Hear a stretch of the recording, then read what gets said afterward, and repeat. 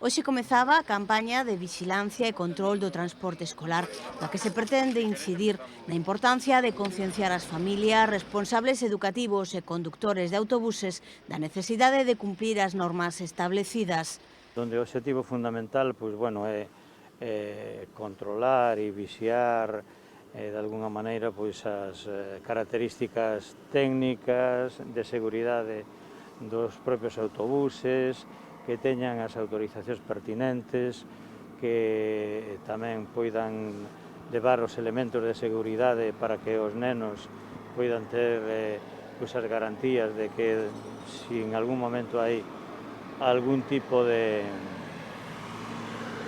imprevisto ou de accidente que poida ter as garantías suficientes de salir ileso das mesmas.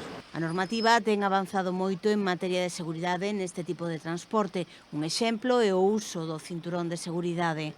Hoxe en día os vehículos adicados ao transporte escolar xa teñen cinturón de seguridade porque a administración exixiulle. Sí que é verdad que por antigüidade algún podía non telo, pero xa todos que están en ruta teñen cinturóns de seguridade, é unha cosa que se verifica.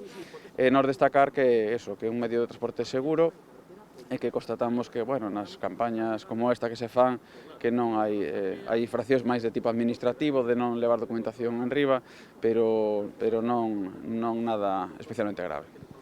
Esta campaña ten especial repercusión en Galicia, que é a comunidade autónoma con máis rutas de transporte en todos os niveis educativos. Salientar que é un medio moi seguro, a maioría das infraccións detectadas son de índole administrativo, falta de autorizacións, que non son faltas, senón autorizacións que non se levan a bordo nese momento, pero que despois, unha vez constatado ca administración, non hai infracción como tal.